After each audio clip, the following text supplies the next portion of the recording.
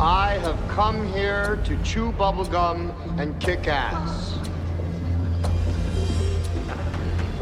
And I'm all out of bubblegum.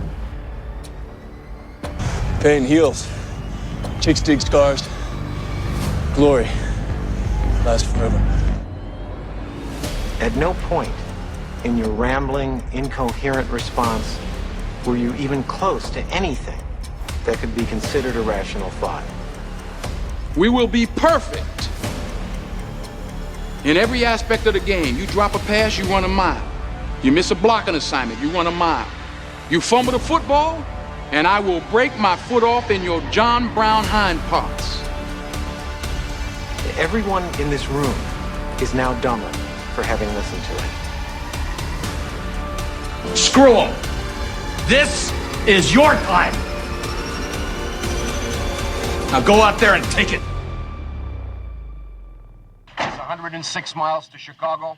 We got a full tank of gas, half a pack of cigarettes. It's dark, and we're wearing sunglasses. Hit it. America, America, America, yeah, coming again to save the motherfucking day, yeah, America, yeah. What is up?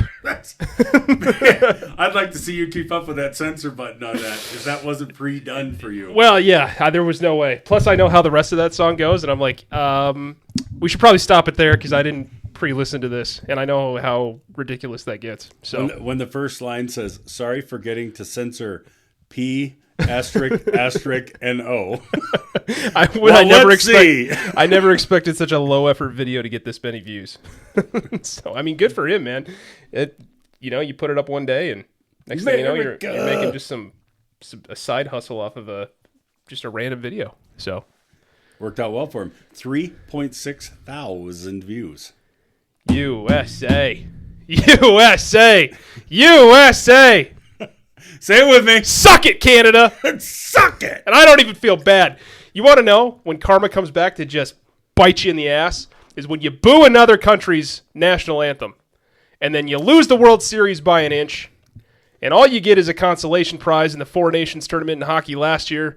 And then you lose not one, but 2 gold medal games in the Winter Olympics. In overtime. In overtime. And let me tell you something. Little Mr. Jack Hughes. How good are these guys? How good are these hockey players, Ryan? Hughes can slap that thing from 60 feet away from the goal, and that bitch doesn't leave the ice more than an inch. Goes under a leg. Under a leg. All with half a tooth missing. 1.5, yeah. Right? He lost 1.5. Yeah. In any event, how often do you see a shot like that actually rims the top iron? Because of the distance and the velocity. Yeah. He keeps it right off the ice. Listen, this sport is amazing, and I wish that I could just dive all the way into it, other than random times. But I think it's definitely like the punch of national pride that definitely brings it on, because, and this is something that we've talked about before and something that other sports need to get behind, but I think it's just different when it comes to hockey because we're not expected to win all the time. When you look at the other sports that we participate in, you look at the dream team for basketball, you look at just basketball in general, when we compete in the Olympics, we are expected to dominate every single time we step on the court. Yes, people are mad when it's not a 20-plus blowout. Correct. Baseball, when we step out onto the field, it's our pastime. It's our sport. We are expected to win every single time we go out there. Nobody else in the world plays gridiron football like we do. We're expected to win every single time. But hockey is one of those things that kind of exists in the middle ground for us, I believe, where, hey, we're good enough to surprisingly win every now and again, but we're not good enough to always be the most dominant team that there is out there. Yeah, especially when you look at Olympic gold. We haven't won since 1980, since when the intro is talking about, this is your time, go out there and take it. That's the last time we won an Olympic gold. We have been the bridesmaid for, I don't know, the last 12 of these or whatever. I'm not good at math. I looked it up, but it's like top of the mountain now, brother. Top of the mountain now. Yeah. Yeah, America. Yeah. But I mean, it's just, I don't know, it's just such a great sense of pride. Like, you look at those guys, they're playing hard. They're playing not only for themselves, but for their brothers, and they're playing for their country. And the interview that Jack Hughes had afterwards, being the hero, but just laying it all out there, being like, I'm so freaking proud to be an American. proud to be here, proud to rep these colors, where you don't hear a lot of that nowadays. Yeah.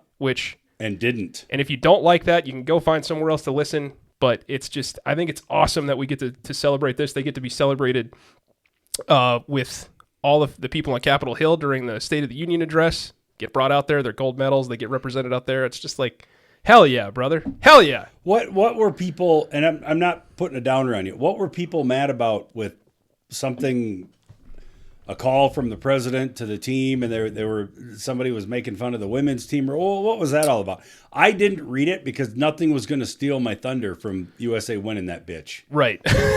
So the president made a comment on the phone that said, I'm going to have to invite the women out here as well, because if I don't, I'm going to get impeached. He's always making some sort of joke, because I honestly believe that at times he's just trying to be a comedian. He just talks like you and I talk. He's not this polished politician that we've had for the last 250 years, right? And say about him what you will, whatever. But I think he was kind of making a joke. But also, I had heard rumors that they were denying the opportunity to go there. That they were basically like, they weren't going to go even if he invited them. Oh. Because, there's a lot of controversy around sports teams visiting the White House and President Trump and all this other stuff that's happened in both his first term and this term. Sounds like they're actually going to make their way there eventually. But there was something that they were doing before that, I guess. I don't know. But well, whatever. That's all I can really interject into it. I don't know anything. I wasn't going to read anything. I was cloud nine, man. Yeah. But I mean, it is different. I mean, we've talked about it on this show before. It's just like, I think you were watching the women's gold medal game the last time we recorded, and it was exciting. But there's just something there's something different about the men's game, and I don't really know what to say about it. Did you get up at 6:10 a.m. and watch it? I was up at about 7, and then I watched the kind of towards the end of it. Yeah. I got my son was kind of sick all weekend, and it was one of those things where we were just trying to weather the storm, but definitely caught the last portion of it. And I mean, Canada's a flipping good team, man. Like, no, they should be juggernauts the way that they. I mean, you look at all the players that are on there, from McKinnon to Crosby to just everybody. I mean, they're so dominant. I'm glad you said that name because I got all done reading. So several Canadian faithful take to social media, and they said, "Well, if you think America earned that, then you don't know puck." I saw that. Da da da da. I know what the puck and score was. And then all of this puck and talk about if Sorsby or not Sorsby. Yeah. Sorry, listen, Sorsby. I know what you want to talk about. Sorsby on the brain. My bad. We'll get to Sorsby. I got 1 million reasons to talk about Sorsby. In any event, nice. People stating that if Crosby had been physically playing, not just present as a captain to juice him up and which do all he was. that. He if was Crosby right there. was actually playing, totally different outcome. And I'm here to tell you, said it 1,000 times, you can miss me with that shit because I don't think the outcome would have been any different. Is he a great player? Hands down, he's a great player. Would he make a difference to your team? Sure. Was anybody going to take that away from the Americans that day, that morning? Nope, it wasn't going to happen. I'm so sick of these what ifs. I know. What if? What if you had actually made one extra goal on the 40-some-odd shots that you took on goal that Hellebuck saved? What if you were actually able to make the chip shot goal that got past Hellebuck, which he ended up swiping his stick behind his back to kick it out and make one of the most, incredible saves that you've ever seen in a high-pressure moment? Right. I mean, what if? We can deal in what ifs all day. Yep. What if the fact that you guys, when you went into overtime, were completely dominating the first minute and a half of overtime and let them score on a random breakaway puck down the right side of the 2 rink? minutes later. Yeah. I mean, what if? Everything is what ifs. What across the board. That is just where we are today. It's just this, and then the Canadian national whatever posts the silver shines just as bright. No, it doesn't. Actually, it doesn't. I'm so sick of this, second is the best type of thing. You wouldn't be saying that. Enjoy your little teddy bear that you got handed in your silver medal, because you had every opportunity to win that game, and it didn't happen. I'm sorry. You wouldn't be saying that if that gold had been around your neck. Exactly. You wouldn't make that comment. There's a what if for you. And what if? And they're getting what if we got gold? They're getting all butthurt because our presidential administration posted a meme of an eagle sitting on top of a goose, which I think is hilarious, and it's a real photo. It wasn't fake.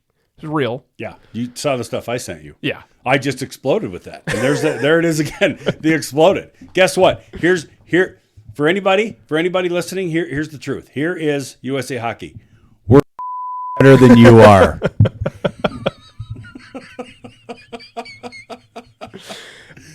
I mean, they were supposed to be the juggernaut going into it. I mean, it is what it is. Like, you look at the team, you look at the last couple times these teams have played, they were like, it's Canada, man. It's Canada. When you think of Canada, you think of what? Hockey. Maple syrup, weird hats on their cops, and hockey. Yes. Tim Hortons, maybe, and weird accents. Hockey. But at the end of the day, you think about hockey. Correct. And your sport. everybody going into that game was still giving Canada the edge. As they should. This is Canada's to lose. This is Canada's to lose. Not anymore. 41 saves by Hellebuck. Sit on that and suck it for 4 years until you get another shot. And I heard somebody say, who's much more, well-versed in hockey than I am, sometimes you might have the best team, but all that matters is who's in between those poles. Yeah. If you got a hot goalie, doesn't matter how good your damn team is. If you can't get it through, if you can't get into the net. And Hellebuck made sure of that time and time again. 41 saves. 41 saves. Yep. That he had. I was a youngster when a coach once told me best team doesn't always win. Team that plays the best does. Stuck with me. Use it. I don't care. Oh, that's corny. That's like an old man thing. No, it's not. It's the damn truth. Best team doesn't always win. Yeah. Team that plays the best does. Yep. So if we were an underdog going into any contest that we were facing, doesn't matter what the sport is, if we were the underdog, hey, best team doesn't always win. He would say it repeatedly. And it's stuck. And it's true. And you can apply it to so many different contests, whether you played them, viewed them, whatever. It fits. Dude. And it just came true. Yeah. Yeah. So, I mean, they dominated most of the second period on him, but it doesn't really matter. In the first period, you had Team USA struck first at the 6-minute mark. Boldly slipped past Canadian defenders and through the legs. Okay, so that's our first goal. Goes through the legs. Goes 5-hole. Make it 1-0 U.S. This was the fastest opening goal in U.S. gold medal game history, excuse me. And then in the second period, Canada dominates the middle frame, outshooting the U.S. 19-8. 19-8, Kelly. Yep. Shots on goal. How many goals did they come away with in the second period? One. What if 2 of those 19 shots you made went in? What if they shot 20 shots and maybe the second one goes crazy. in? Or how about 25? Or how about 41 that our goalie knocked that shit out of there and didn't allow in there? How about that? So a wrist shot gets past Hellebuck, makes it 1-1 in the second, and then in overtime, we go into overtime 1-1, and we enter what is probably the best overtime in all of sports. And I'll argue this till the day I die. It's sudden death, 3-on-3, your goalie, my goalie. Let's get after it. It's not negotiable. It is the best overtime. Period. Nothing. Just second to none. My nipples are hard just thinking about it. Oh, man, I can see them. So just a minute and 41 seconds into sudden death, 3-on-3 play. Jack Hughes fires a shot through the 5-hole off of a cross-ice feed to secure the gold. Golden goal. Crowd goes nuts. It's a great call. Amazing there on shot. NBC. The celebration afterwards is an all-timer. I mean, hockey celebrations in general are great, but, like, he's missing a tooth. He's skating around. He's bleeding. His helmet's off. He's bleeding. He's smashing his face into the glass, and then all of his other teammates smash his face into the glass with him. And it's pure pandemonium. As we watched it happen and we watched him just get absolutely crushed to the glass, everybody that was around watching with me was like, is that when he broke his tooth? Yeah, no. Like, did he just mash his face and break his tooth? And I love the comparisons between, and this is what makes hockey players different, right? They don't get paid as much as anybody else in any other sport. Their pride and their passion, not only for the game and their brotherhood, but also for their nation, is unlike anything else, and their toughness is uncomparable. Oh, yeah. There was a side-by-side comparison of when, like, and I should have sent you the video, but it had something to do with Anthony Davis getting hit on the finger in a basketball game. And they're just tearing him apart because he gets hit on the finger, and he's like, he's got to leave the game because of a bleeping hangnail. But here's Jack Hughes, missing in tooth, scoring golden goals and just getting after it. It's like, it's right, man. I've gone to our little rinky-dink hockey games here in town for the EHL. I saw a dude get smashed in the face with a puck. If you've ever held a hockey puck, not a soft thing. It's like getting hit in the face with a rock, right? A rubber rock. He's bleeding all over the place, comes back out on the ice. He's all bandages up. He's probably missing his 4 front teeth and just continues to play. Yeah. It's different. They are different. And this is why I love the sport, and I really wish I could get more invested in it. I've tried. It's just one of those things where it might be too late in life. I don't know what it is, but I respect the hell out of the way these guys play. I think it's incredible what they can do skating around on knives, shooting a rubber puck with a stick and all, like everything that goes on with it. Yeah, it's incredible, man. They move better on those skates on ice than I would with shoes on asphalt. Yeah. Like, It's seriously. it's crazy. It's just incredible. It's nuts. They all look like feet. They're the ugliest human beings on the face of the planet, but it doesn't matter because when you got gold around your neck, you're the best looking dude out there. Listen, tell me that Photoshop meme that I sent was not classic, where one American hockey skater standing in front of the 5 Canadian hockey players who look to be sitting on a bench, and all it says for a caption, "Smells like bitches in here."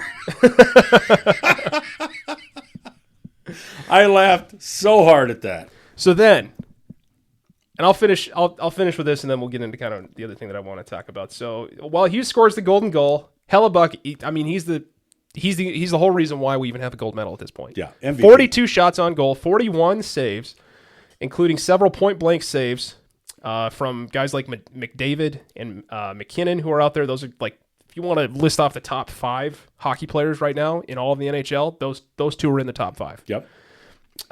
With a tournament best, basically a 96% save rate, which earned him the title of best goaltender, and I believe President Trump gave him it was like the highest civilian honor on Tuesday night. Oh, that's awesome. Yeah. I didn't see that. Like Medal of Freedom or something like that, Presidential Medal of Freedom or something like that. Wow. Yeah, he's like one of only 12 athletes to ever get it. Oh, wow. So pretty him. prestigious honor there. Pretty awesome. But here's the crazy part. Like, you look at some of the other things. So, like, Connor McDavid, who scored 13 total points throughout the entire tournament, gets tournament MVP, but finishes second, gets his silver medal and his little teddy bear. Great for you. There was also a point in this game where the U.S. killed basically a power play where it was 5-on-3. This is another thing. What if Canada had actually scored a goal when they were facing the U.S. with 5 players versus the U.S.'s 3 players for this? They had opportunities. They were 100% perfect, 18 for 18 the entire tournament, including that crucial 5-on-3 kill during the final. This was a team that overcame adversity multiple times. We talked about this during the NCAA tournament last year, where I'm like, do you think this matters? Do you think if you can overcome these things, do you think it matters once you get to the final moment? When I was speaking about Florida, where they had a bunch of these crazy close wins, and you're like, man, can you ride that knife's edge so far before you end up falling off to the other side? But it depends on how it comes to that at times. USA Hockey, similar. They had 2 other games in this tournament that went to overtime that they were able to overcome and win, which I believe helped propel them against what people would assume is a much better Canadian team, getting the gold here as well. Yes. It's just a great story overall. It is. No argument. They should make a movie over it. It's great, man. It's awesome. So 20 of the 25 players on the U.S. Gold roster had NCAA experience, highlighting the strength of the American development path. And Canada played the final without Captain Sidney Crosby, who was sidelined with a lower body injury. And apparently, had he played, it would have been completely different, even though he's ancient and probably would have been on the ice all that much. That's all they said. It's another what if. That's all you read. Oh, how different this would have been with Crosby. Oh, how different. But Kelly, nope, it wasn't. The thing that outshined everything for me was the fact that they brought out Johnny Gaudreau, his kids. And if you don't know, Johnny Hockey, he was killed with his brother in a motorcycle accident at some point last year. And he was in Minnesota. He's a Minnesota native. Looks like he played for the Calgary Flame. I mean, he was one of those up-and-coming stars, but what this team did, he was supposed to be a part of this team, right? But he wasn't because of this tragic thing that happened with basically it basically was murder for the most part. Probably not premeditated, but things happen, and he's no longer with us. But this team, they make a point to go into the stands and grab his kids, his children who are in the stands watching this. Oh, yeah. And they take a picture with his kids holding up his dad's jersey. Correct. And it's one of those things where it's like, dude, who's cutting onions? Yeah, if that didn't raise hair on your neck and or give you like body chills, you're not human.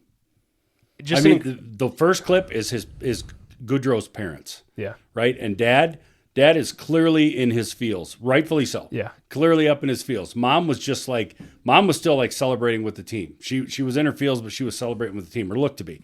Dad, that was so personal for him. Yeah. And then we flash over. Here come the kids. Here comes the jersey. It's like, oh my God. Just an incredible gesture, an incredible moment. And it's just one of those things that continues to highlight how much these guys care for one another. Yeah. They do. They genuinely care for one another. Family means family. Yeah. Yeah. They took time and they took the opportunity to know that his family was there. He should have been there if not for the actions of another human being. Mm-hmm. His jersey was there. They took a picture with it, and that's something that his kids will cherish. And I hope, against all hope, maybe they got a gold medal too for their dad, and they get to hang that up somewhere and get to look at it. It'd be awesome, but they'll forever be in that. They'll forever be in that entire team photo. Yeah. Forever. Yeah, and I think that's one of the most. I think for me, it's moments like that make you really appreciate sports, and moments like this where you can look around and go, "Hey, man, we're all Americans, and this is such a cool thing. We can all come together and celebrate this, right?" Like, if you're against that. And I don't mean to get political about it, but that gesture, what's going on there, that's what we should see more of. It's bigger than you. Yeah. It's bigger than really you, so is. stop. It really is. Stop. I shouldn't get so mad at semi-drivers. I shouldn't get so mad at people in Nissan Sentras. Yeah. I get it. Yeah. I'm taking in what you're giving me here. Well, and it does. It makes you, and I think you're right. It makes you stop and just appreciate the moment for what it is. Yeah. And to know that, like, we do, and I've said it before, just in a different way, but, like, we do, life is kind of on that knife's edge, right?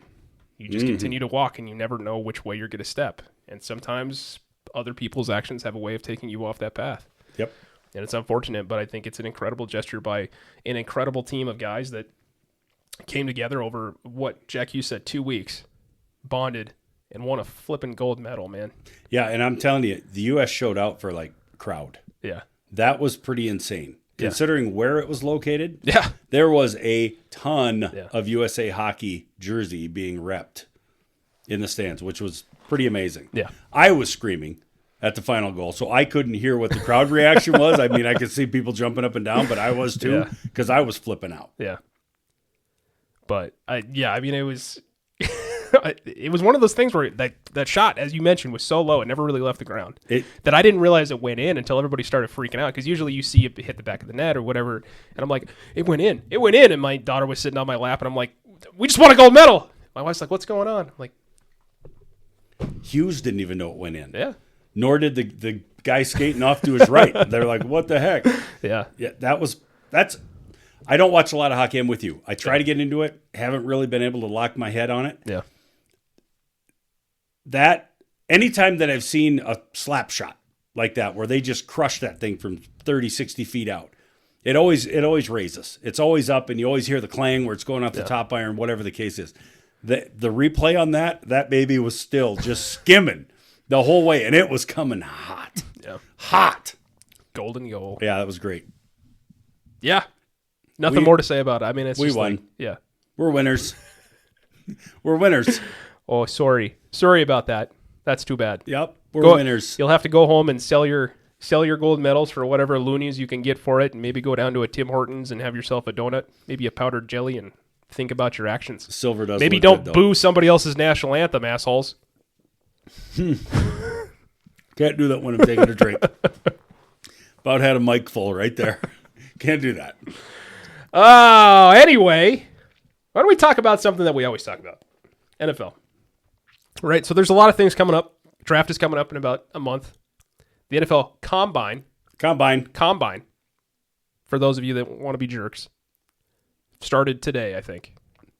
What's that mean? Pronunciations of things that I have and all that stuff. And did you say this? And blah, blah, blah, blah, blah. It's like, shut up. Combine? Yeah. Combine.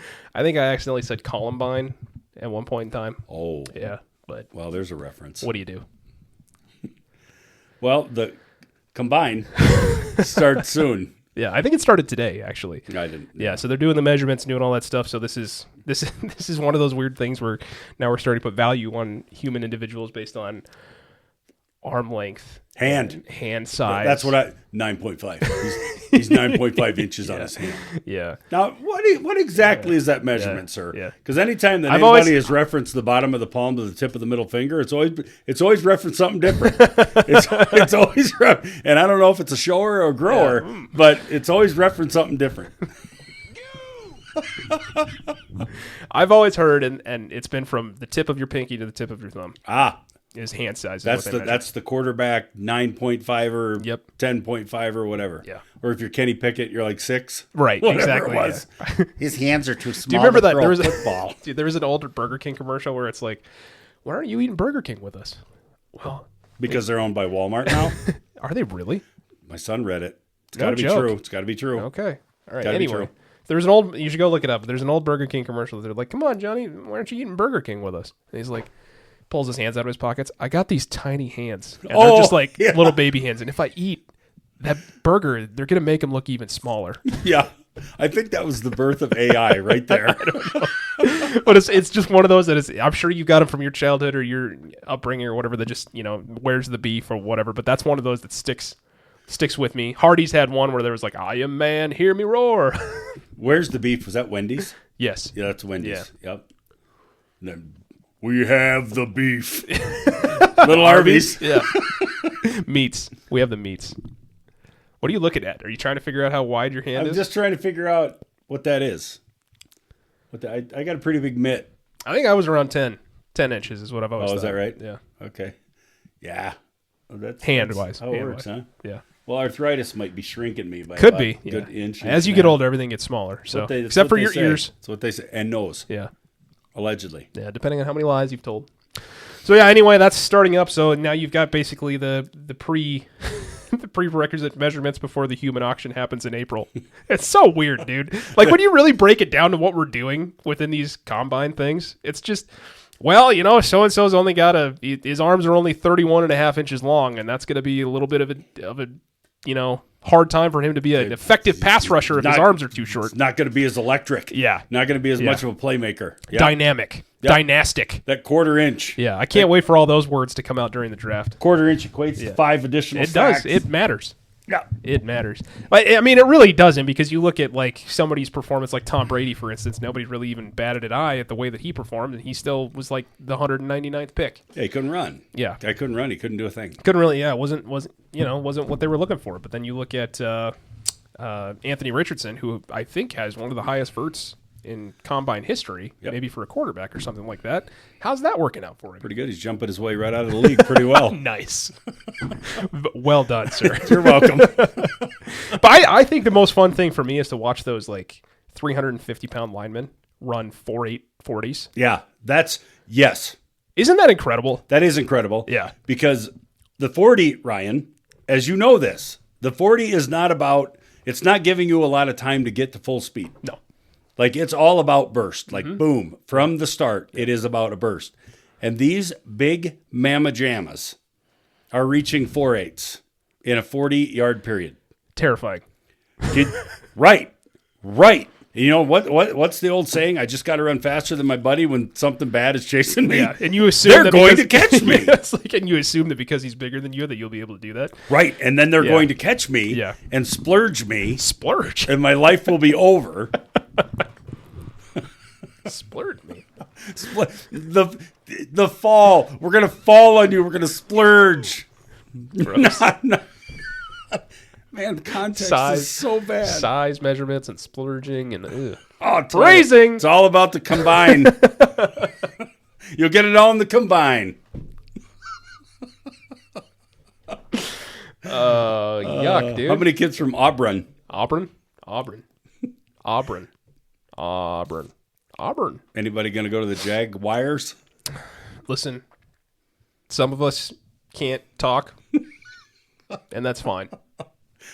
Oh, boy. It is what it is. But anyway, with the combine comes a lot of different conversations about team needs, where teams are at as far as salary cap things go. So what I did is I kind of looked up a little bit of some context for that. So going into the 2026 NFL season, several franchises are facing massive... Why did I say that like I was going in slow motion? Facing massive salary cap jail scenarios due to previous restructures and aging stars. And one of the ones that I kind of want to talk about isn't necessarily number one, because the Deshaun Watson contract will go down in history as the worst contract ever signed, ever put to paper, and the fact that like the Browns just can't do anything with it, and the dude hasn't played in like 3 years. But right now that kind of sits at the top, with Watson carrying the single largest scheduled cap hit in NFL history at $80.7 million for 2026. That's pretty advantageous. He's making a lot of money to never never step on a field. Yeah. For consecutive years. Well, it's because they gave him a fully guaranteed contract. Amazing. Fully guaranteed. So he's going to be on the books for the Cleveland Browns, and you wonder why this is a franchise that can't really Get break out of their from own their way. like terrible traditions that they do. Yeah. When you've got $80 million worth of dead cap, basically, is what I would call it, because the dude hasn't seen the field. You're just paying a guy to be there. And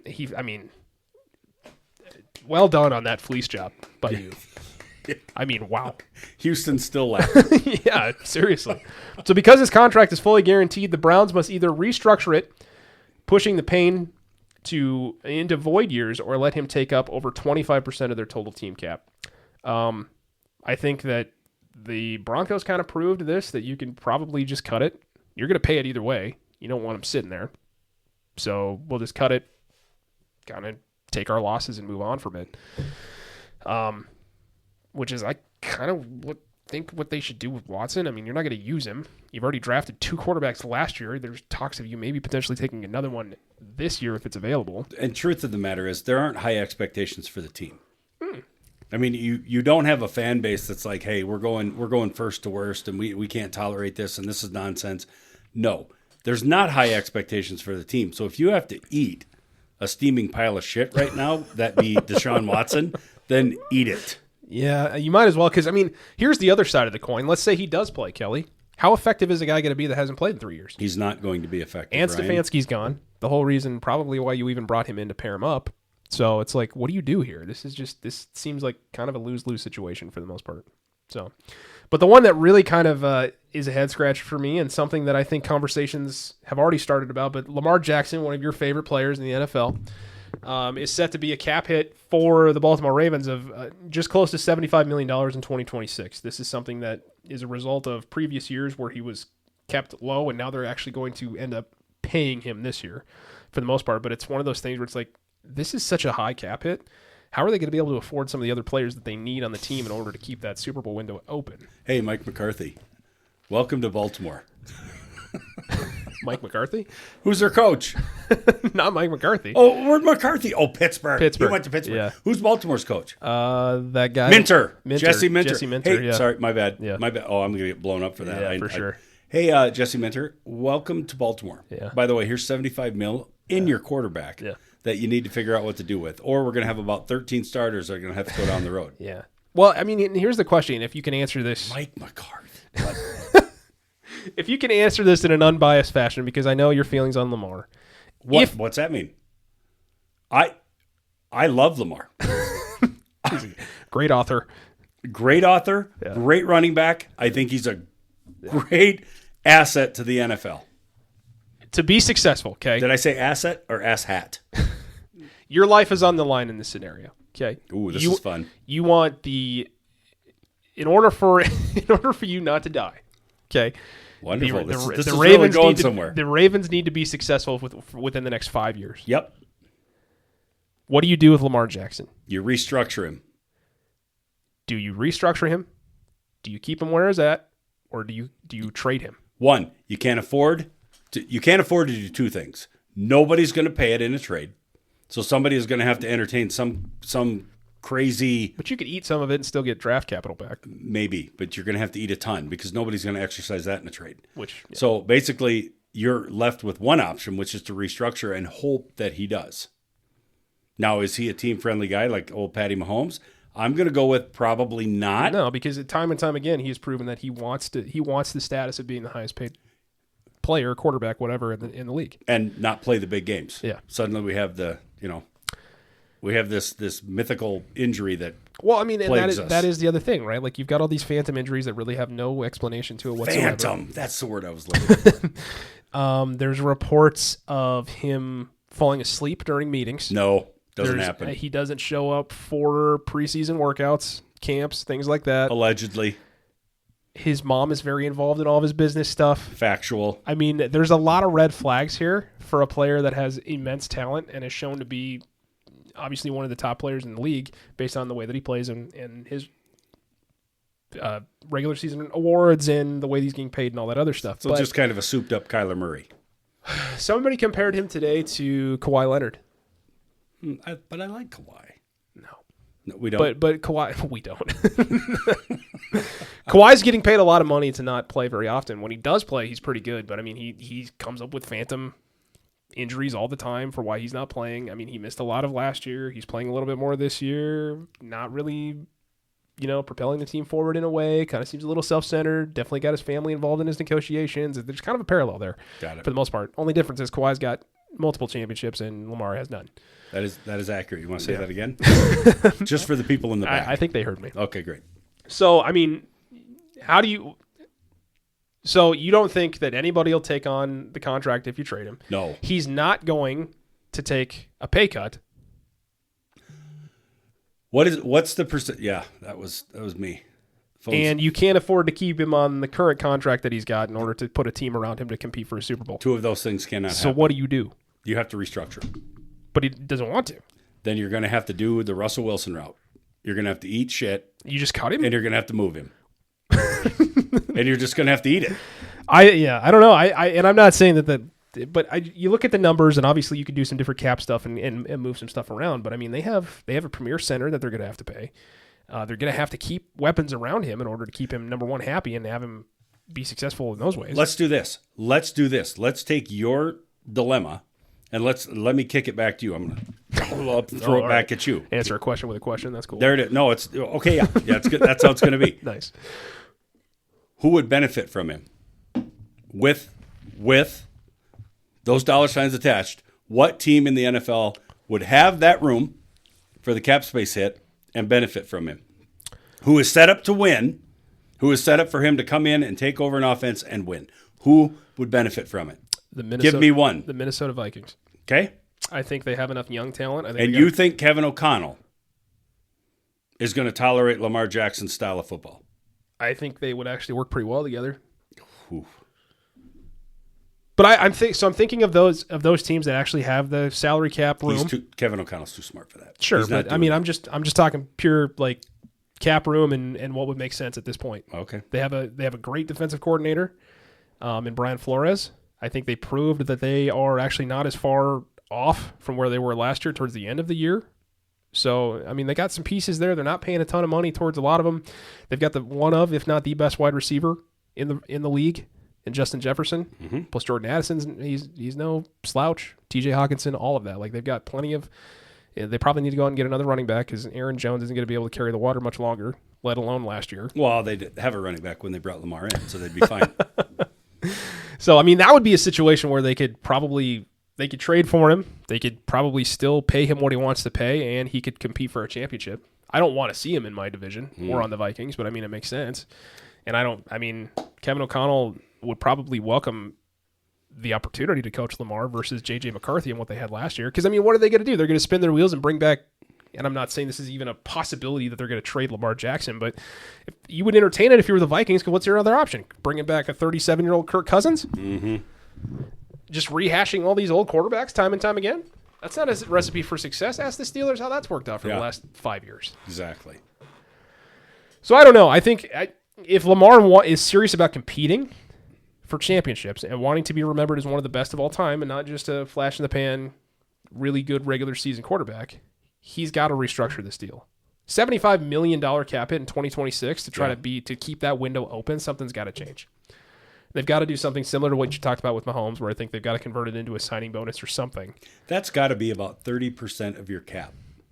I mean, yeah, it's close to. I mean, you look at everybody deals with the same cap numbers, right? So 2026, you look at the $80.7 million that the Cleveland Browns are giving Watson. That's 25% of their cap. Okay, so you got to be little around under 25. Yeah, so it's like between 20 25, probably 21%. Oof. It's a lot. Oof. It's a lot for one player. So, I mean, similar situation with the Cowboys as well. Dak's currently slated for $74 million. While the Cowboys often restructure these deals to create breathing room, they're running out of years to spend the money and leaving them limited options for 2026. Other teams that are kind of dealing with some dead cap hits that kind of suck. I mean, the Tua situation in Miami, terrible. Miami's facing potentially $99.1 million in dead money if they release Tua with a June 1 designation. His production drop-off has made him one of the most debated contracts in the AFC. Sounds like they're probably going to move on from him. All of the whispers right now are that he's not going to be the quarterback in Miami, especially with the regime change with Jeff Afley and all that other stuff that's going on. The other one that's pretty big that I didn't realize was still on the books, the Jets, despite moving on to other opportunities, still owe Aaron Rodgers $28 million. What a sweet position. For 2026. So no wonder he kind of took that really small deal in Pittsburgh, Sure. team friendly. So you're still getting paid. So this is the hangover from the option bonuses and restructures from his tenure in New York. And then Atlanta. Cousins is expected to be released at the start of the 2026 season. Falcons restructured his deal, spreading out his remaining hit, but they will carry a significant dead money cap, which doesn't look like we have any analysis for cap leaders for 2026. Some of these teams can overcome it, but I think it's surprising that a guy like Jared Goff is going to be a $69 million cap hit for the Lions. That's something I didn't expect to see. Josh Allen, $56 million. Cowboys, like you said, $74 million for Dak, $74.5 for Lamar, and $80 for Deshaun Watson. So the only one of those that's fully guaranteed is Watson's. Everybody else has kind of got some other things going on. So I like that they listed Goff's extension status as extension likely. Yeah, I like that for him. Probably. He seems like he likes it's a good Detroit fit there. Yeah, he seems like a guy that would negotiate and try to. It seems like he wants to compete and keep the team competitive. I like that for him. So yeah, salary cap leaders. For those of you that are curious, some of the teams are drowning in with massive hits. The Tennessee Titans currently lead the league with a staggering $104 million in space, followed closely by the Raiders and the Jets. So pretty much your top three picks there in the draft. Yeah, correct. They've earned that. Yeah, which is fine for them. So Titans at 104, Raiders at 91, Jets at 83. A surprising contender here, a team that made the playoffs. Los Angeles Chargers with $81.8 million. It's a good thing because they've got an cap offensive line to put together. Yeah, they got a whole bunch of stuff to kind of. And that's going to have to be done in free agency. Yeah, that's That one of is those. not If you want to draft. compete now, you got to find a way to do that. Yes. And not a super great free agency market right now. And one of the things that I wanted to bring to your attention is, can you name anybody currently available in free agency or that's going to hit free agency that's like a big profile name? Nope. I got to find my list here if I can. Which I don't know. Here we go. So the top. This is the NFL. Greg Rosenthal's top 25 free agents. Could you name a single one of the top 25? No. If I said that Travis Etienne was on the list, where do you think he would be? 26. He's at 24. So you got guys like him. Mike Evans is out there. Just kind of an interesting name, right? I would love for the Packers to bring him in. Chiefs could great. use him. Yeah. Brees Hall is out there listed at number 13, so nice little running back. I like him. Kenneth Walker III, they've got him listed at number 10. I think it's a little low for a guy that just came off of a historic playoff run. So underutilized during the season. Yep. Trey Hendrickson, premier pass rusher for the Cincinnati Bengals. Doesn't sound like he might be coming back. He's currently number 5. Alec Pierce, wide receiver. Number 4, Tyler Lindenbaum. Number 3, Jalen Phillips. Number 2, George Pickens. And the number 1 free agent, according to Greg Rosenthal. Kyler Murray. Nope, he's not a free agent. He's still under contract. Oh, I thought it is a quarterback, though. I thought he's always free. Number 1 free agent, Aaron Rodgers. And no. Malik Willis. Oh, wow. Backup quarterback for the Packers. Hey.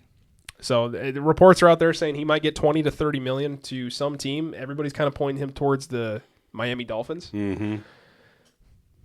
I don't know. Malik. Yeah, we'll see. I mean, he's had a hell of a run in Green Bay when he's touched the ball. Looks great. So with so much money, several teams. Again, Malik Willis,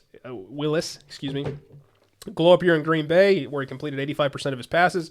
He's a top-tier quarterback on the market. Steelers and Dolphins are heavily rumored as landing spots. Kenneth Walker III, just coming off his MVP performance in the Super Bowl. He's got to hit free agency. It doesn't sound like Seattle will. I mean, they want him back, but I think he's going to ask for $14 million probably, which is pretty heavy. So Texans are seen as a dream fit to balance out Stroud's offense. George Pickens, Cowboys want him back, but he's going to want a lot of money, and they're already paying CeeDee Lamb a ton of money right now too. So it's like, are they going to be in a situation much like Cincinnati where you're paying 2 top-flight wide receivers plus your quarterback? Yeah. Millions upon millions of dollars. It doesn't leave you a lot of room. Center Tyler Lindenbaum. So he's expected to become the highest paid center in NFL history, with the Giants potentially looking to make him an anchor of their line. I think that would be a great pickup for them, especially with all the young talent they've got.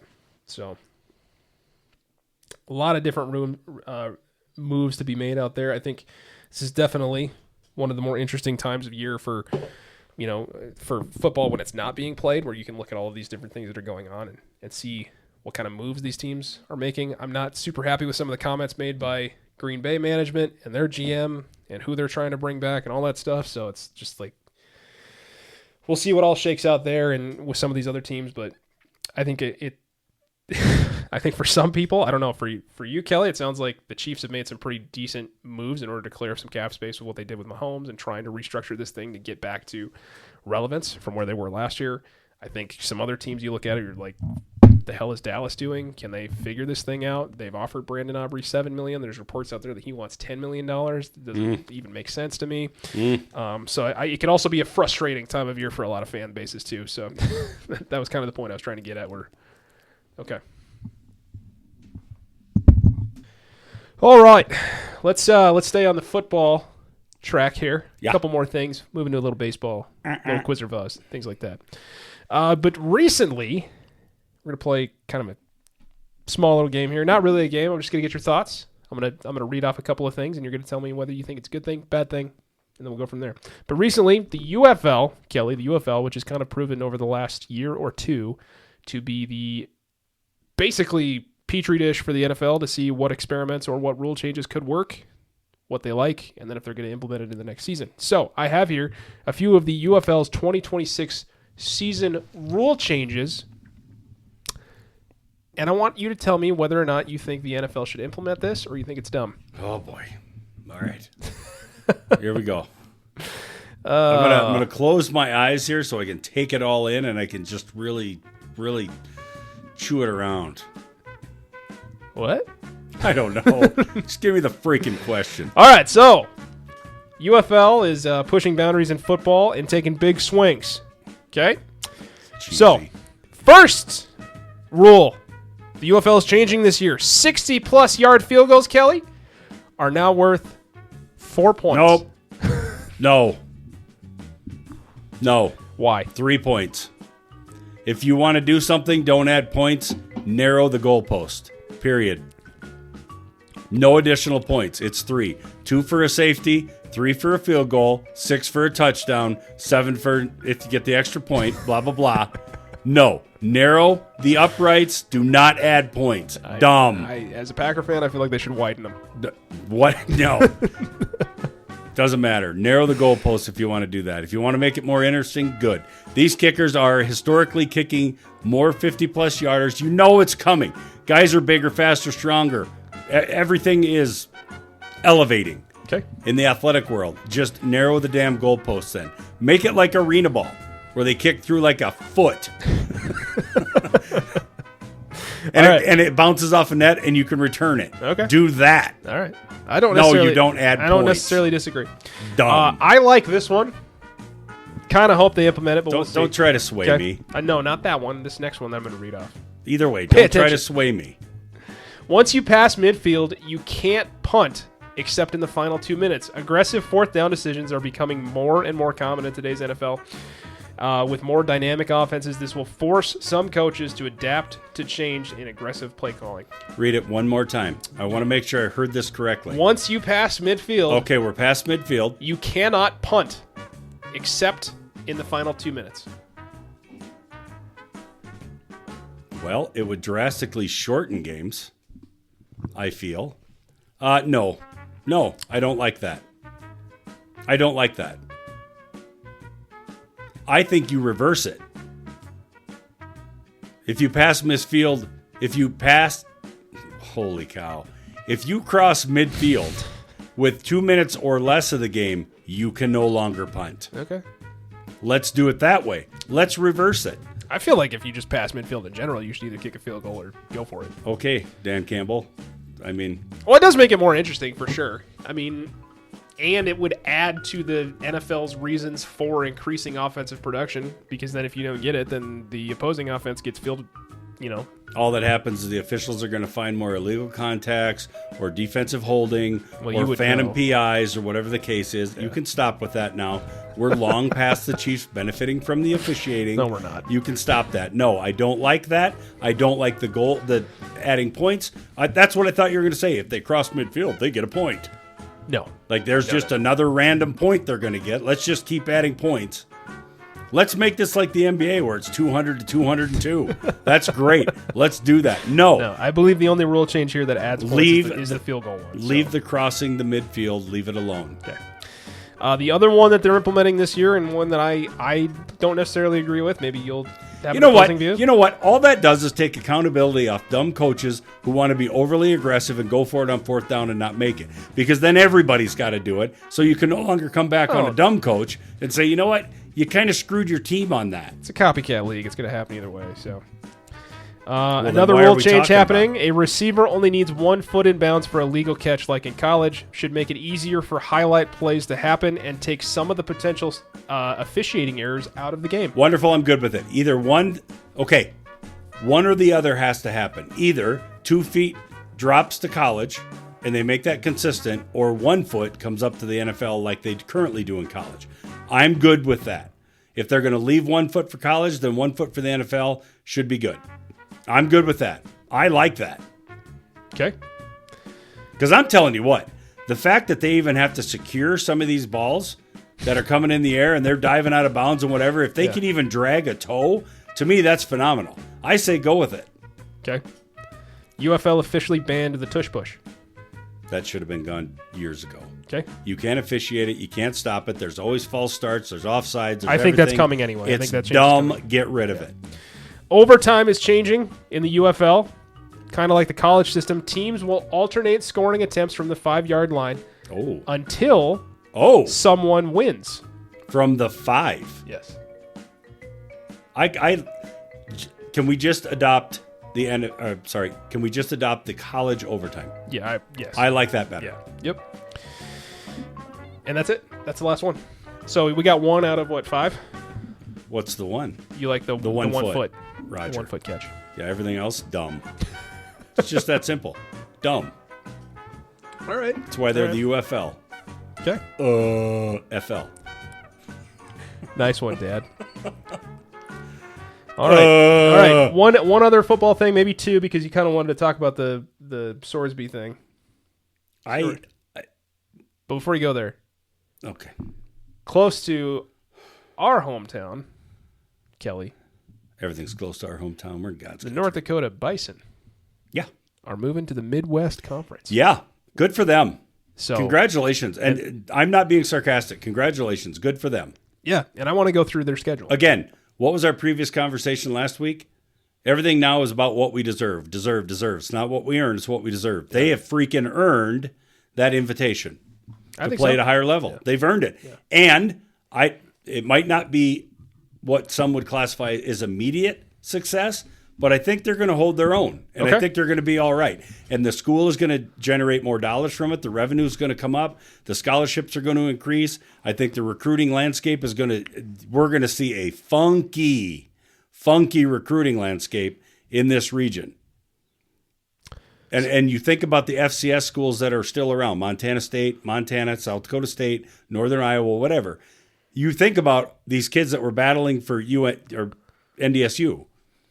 They're going to look at a different caliber of kid. They're going to approach the portal differently now, being actual FBS school. Right. Some of those kids, I mean, you see it, right? You see the kids that can't quite cut the mustard for Division I drop into Division II.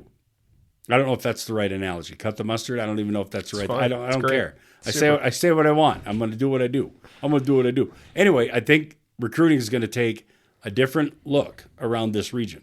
But good for them. Good for them. I hope they go in, and I hope that they churn in their first year. And I don't like the limitations they set on them though, that they can't qualify for a bowl or a championship for the first year. Just to get their feet wet? I don't like that. I didn't realize that. Because if they come in there and they dominate, dominate, I use that loosely, but if they go in there and they earn their way into what would potentially be a bowl game or greater, they should get to compete for that. Sure. And how many players, Ryan? This is another question. You opened this, right? So I'm gonna say it. How many players currently on the roster, knowing we can't compete for a championship or play in a bowl game, how many of those kids are going to jump portal and get the hell out? Yeah, I don't know. I would definitely probably play a role for sure. Man, you gotta do some retaining. You gotta hold on to the kids you got. Yeah. Yeah, I think that's But good for them. Obviously, one of the bigger challenges, maybe not so much now that they've moved up.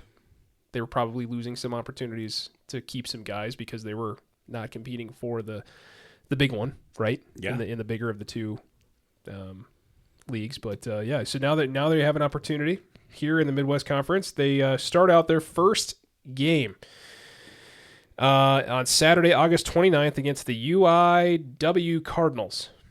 I have no idea who half these teams are. This is one of those old school like college things where you're reading these and you're like, I think I know about 4 teams on this entire schedule. But so the UIW Cardinals, and then they go to Central Arkansas. Then they play Austin, the P Governors. Wherever that's at. Is that Austin Peavy or Austin Pavey or whatever it is? Peay. Austin Pay. Pay. Yep. Yeah, Austin Pay Governors. So that'll be their first official Fargo home game. Will be against the Govs. Then they go on the road to play Air Force. Then they go conference. Yep. So now here's where they got to travel now, right? This is a whole new ball. Are all of their conference games on the road? Kind of. Well, no. I would say no. Okay. They get the first half of their schedule pretty gruesome from the fact that they have to go to Texas and then they go to Arkansas. Then they get their first home game, 3rd week of the year, and then they go to Colorado Springs, which isn't that terrible away. I'm sorry, Texas? San Antonio. Oh, okay. Yep. Okay. Yep, San I was gonna Antonio, say, Texas. man, don't put them against the Longhorns in year one. No. These are the locations where the games are at. Roger. So they play that UIW Cardinals in San Antonio, and then they play the Central Arkansas Bears in Arkansas. Then they're at home against the Governors. Then they go to Colorado Springs to play Air Force. And then they got to go all the way to Hawaii to play the Rainbow Warriors. Oh, boy. Over there. Oh, boy. And then they don't get a break after that. They get to go to New Mexico after they play in Hawaii. And then, Kelly, they get their stretch of home games. Okay? So then they play Nevada, Wolfpack. Winnable. They play the Huskies. Okay? So, and then which would be, what is that, Northern Illinois? Yep. Northern Illinois University. Yep. Then they play UTEP at home. So now, and then they play the Wyoming Cowboys at home. And then they finish off the year playing the UNLV Rebels in Las Vegas. That's not bad. So they get a nice little string of home games there against some good opponents. That's a nice probationary schedule. Yeah. That's Yep. good. So first half of the year probably won't go very well as they travel and kind of get used to that schedule. But then they get to play some... I bet they're real upset about the trip to Hawaii. Pretty nice that they get some notable teams, like teams that people know, in Fargo, to kind of maybe generate some of that interest, some of that business. That's a real nice thing that whoever puts their schedule together, I don't want to get crucified for that again, whether it's their AD or the conference or whatever. But it seems like it was definitely in their favor to get teams like, like Nevada and Texas, El Paso, favorable. Yeah, so Northern Illinois is no joke. They're pretty good. People know who UTEP is. Wyoming, people know who they are. So wow. Yeah. Okay, so they don't start. Yeah. Okay. Yeah. Below 500 for the first year? No. You think they finish above? I do. Really? I do. Wow. I do. Because it's a 10-game schedule, correct? 1, 2, 3, 4, 5, 6, 7, 8, 9, 10. Yeah. Yep. They just got to win 5. Yep. They'll do that. Okay. They'll do that. All right. Very good, man. Good for them. How long before SDSU follows? They didn't have the dominance that they had, though. No, not necessarily, but that would also be a tough conference to join for them. That would be some major travel. Yeah. Significant. Yeah. I think they should just go to the Big Ten. I think NDSU I think they carved their path by this just the simple fact that they dominated for as long as they did. They win like 5 straight championships. And it was either then there were some sprinklings in there of like Montana, and then SDSU won a couple, and then they went back and won it again, and then Montana won last year, and so it's like I think it was just time. Yeah, I feel like I might be wrong, but I feel like there was a 5-year stretch where it was either NDSU or SDSU. That was national champ. Kind of back and forth there for sure. Yep. And that kind of sucks that we don't get that rivalry anymore. That's what I was going to say. That one kind of stings a little bit, and because that's a big one. Yeah, maybe 10 years from now, maybe South Dakota can go on a run like they did, assert their dominance and be able. You never know. Things can happen. Well, and USD is kind of creeping up. They got a ton of backers. USD's They got coming plenty of around. money over there on the eastern side of the state. Guys like Denny Sanford, guys like Bill Hinks, guys like that basically own all of those places over there. There's a ton of money over in that area. There is. So, it's possible. Interesting. Yeah. Because now that the big juggernaut's out there, somebody else has got to step up. My gut tells me that if anybody would have the opportunity to do it again within the next 10 years, it would probably be Montana. One of them was pitching a little bit of a fit. It might State. have been Montana State. Yeah. Yeah. Because they're the most recent champ, I think. There's a lot of money in Montana. Yeah. Just people with nothing to do. Yeah, Dutton Ranch is there. There's a lot to be had over there. Yeah. I feel like UND, University of North Dakota in Grand Forks, is going to benefit greatly Probably from this jump. Yeah. Because now they can really kind of dominate the state in terms of recruiting. Yeah. So as a guy that travels both North and South Dakota very frequently because of my job, I would say the only thing that's going to hold back any other teams within the Dakotas will be where they exist, where they currently thrive and live. Fargo had the opportunity because I think it's a nice up and coming town. I think of North Dakota cities, it's probably the most clean. Mm-hmm. Bismarck, dirty, grubby. So is Minot. So is Grand Forks. Things like that. Brookings, where SDSU is at, beautiful town. Nice little college town. Nice little city. Yeah. Some place that if I ever had to move east, I would probably consider living in Brookings. It's just a nice little... You wouldn't go to Vermilion? Dude. I'm going to leave that right there. I think I'd cut my pinky toe off before I moved there. Oh, jeez. I heard you start and cut my... I was getting nervous. I was nervous. Super nervous. We didn't talk about it, but Mike Vrabel's comment about what he would do to win a Super Bowl. Yeah. I'd cut it in half and leave her 6. It's an all-time quote, man. Yeah. Didn't work out for him, God. Oh, boy. Sorsby. Yeah, so you touch on this, I'll let you go. Just real quick. It's interesting. They need oversight, Brian. They need oversight. Something needs to happen. We're going into state judges. We're going into all these court proceedings. We're going into civil suits. We're going into suings and filings. And so much court action. So last week you talk about Sorsby, quarterback, Cincinnati, entering the portal, getting picked up by Texas Tech. What was reported was $6 million NIL deal, right? Now, yesterday, whatever it was, the University of Cincinnati is suing Sorsby for $1 million for him transferring out and going to Texas Tech. So it was previously reported $6 million in the NIL deal. Today, it said Texas Tech was offering him $5 million. So my question to you is, was this simply a buyout? Was this simply, we're going to offer you $6 million knowing that you're only going to walk away with $5 million because Cincinnati's going to take $1 million? Yeah. Is that where we're at in college football? Sounds we like are. It. That's where we're at. I'm no mathematician, but that seems like the most reasonable thing. We've got state judges approving 6 years of eligibility. We've got lawsuits where we're suing our college quarterback. And I hate what the hell is going on? I hate that there's so much legal action going on with all of this. And yet nothing being addressed by NCAA. Like, shouldn't there just be rules? Shouldn't you just go, all right, Chapter 4, Rule 34, subsection B says no, you can't do this. No, right. now we're going into codified laws. Yeah. I mean, we're getting in judges' chambers. We got buyouts to make happening. decisions. We got guys playing 9 years, petitioning for their 10th year. We got all sorts of just crazy crap going on. They're doctors of college football. I thought you could only play 4 years. Like, why are we what are we doing? I don't know, man. And there is not a word coming from NCAA. It's because they're just an entity to collect money. They don't. They have no jurisdiction over anything, man. They're just a thing. They're sitting back with martinis and they're having a blast. This is great for them. What a shit show. That's all I had about Sorsby was $6 million NIL deal. You and I were like, what the heck, man? And I'm like, go for it. If you got the money to pay it, pay it. You want to pay the kid $6 million, pay him $6 million. Oh yeah, by the way, you're getting sued. As a 22-year-old? As a 22-year-old young man playing college football? Probably not the last time either. Yeah. No, because it started with Duke.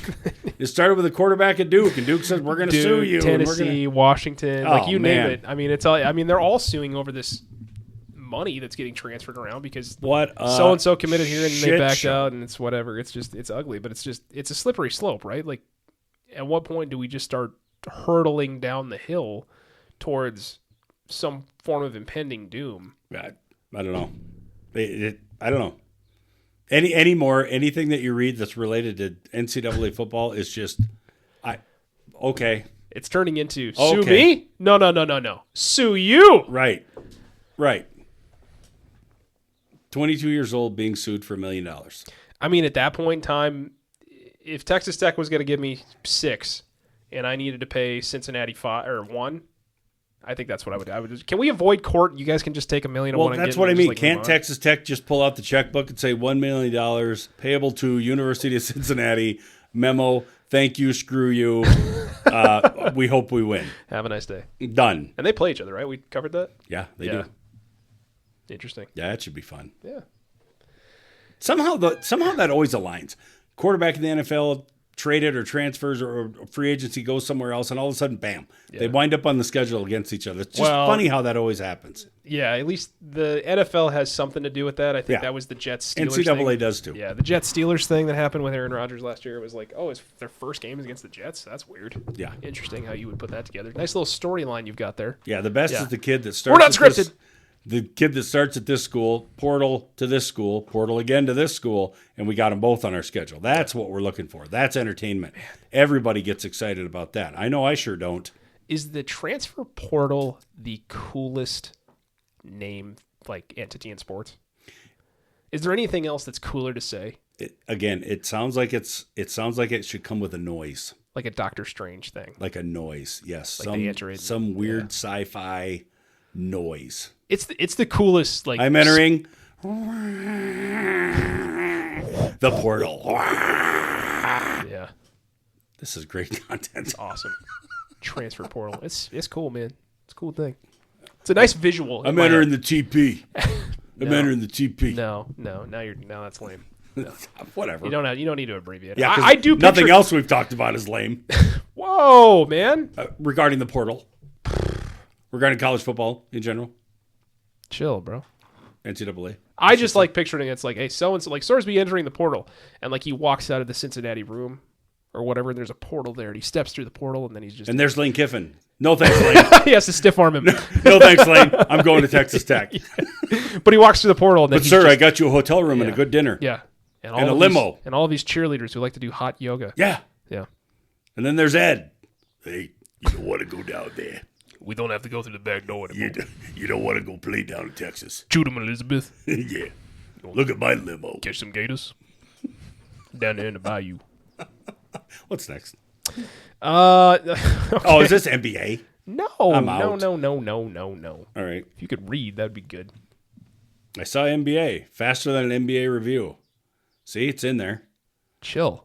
You have got to chill, man. Scanned it. No, we're talking about the automatic balls and strike system going on right now in the MLB. Oh, fun. Yeah. So the system they have in place right now is they have umpires back there calling balls and strikes. If a batter, pitcher, catcher doesn't agree with what was called, they can challenge it. Then they bring up the ABS system. The ABS system either confirms the correct call that the umpire made or says, nope, you got that wrong. This is what it was supposed to be. So it's an efficient review. It's quick. It's like real fast. Define quick. Like now. Like challenge. Boom. Correct call. Yeah. If you see it in real time. Jesus, those games don't ever end anyway. If you see it in real time, it feels like it takes longer than it should. But the immediate impact on the high-profile Grapefruit League game on February 25th involving Paul Skeens, he had 4 called strikes overturned by Braves hitters in just 2 innings. Fundamentally changed his pitching sequence and rhythm, proving that the system will be a major impact on the power pitchers have who live on the edge of zones. It also is going to impact how catchers are framing pitches to that nature as well. Speed of it. So let's get to the speed, and then you can go about what you're talking about. So speed of play, one of the biggest concerns was the game delays. However, reviews are taking roughly 15 to 16 seconds faster than an NBA review or an NFL challenge. The tennis-style graphic on the scoreboard has been a hit with fans in the stands. I will send you a video later. This is an audio medium, but for Kelly, I can send you one later where it was a called strike. The ABS system came up. It shows the rectangle like we normally see, right? Yep. Shows the ball coming in. Have you ever seen the tennis technology where they challenge it, it hits the line? So it works a lot like that. So the ball comes in slowly. You can see it going towards the zone, and this ball missed the strike zone by 0.1 inches. That's how accurate this thing is. Then let's get rid of the It's a ball behind the plate and just go straight to that every single pitch and Well, set it up on the backstop. Yeah, but I mean, okay. So accuracy check, minor league data, and early spring training show a success rate of nearly 50%. This suggests that while umpires are still highly accurate, calling about 94% of pitches accurately, the system is successfully catching the egregious misses. Okay. So that's kind of more of what they're going for, because they're not allotted a ton of these. I think it's only about 2 challenges per game. If you get them correct, then you get to keep your challenge. If you get it wrong, then you lose it. So then there's different implementations that you can take there, different strategy-wise and all sorts of things. So 2 challenges per game, per team. If you win the challenge, you get to keep it. Must be signaled immediately by either the pitcher, catcher, or the batter, usually by tapping the top of the helmet. Extra innings. Teams gain 1 additional challenge per extra inning if they have none remaining. And the zone, a 2D plane in the middle of the plate.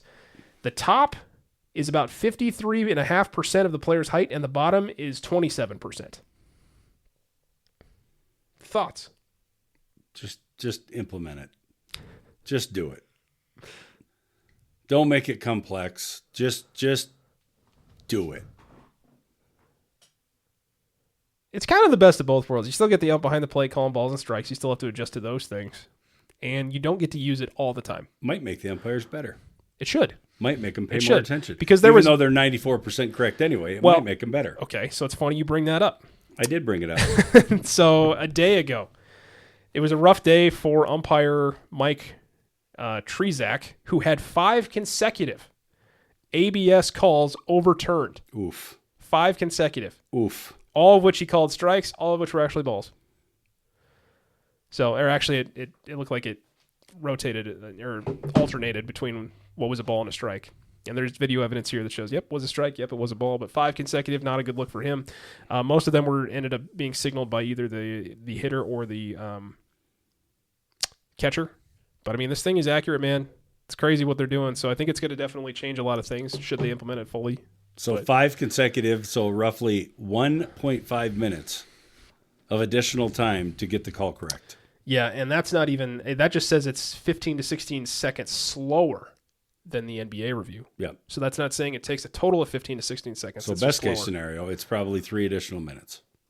Potentially. Wonderful. I watched it happen live on one of the games, and I'm like, this seems like it's taking, I don't like this. This is taking long. They're working the kinks out.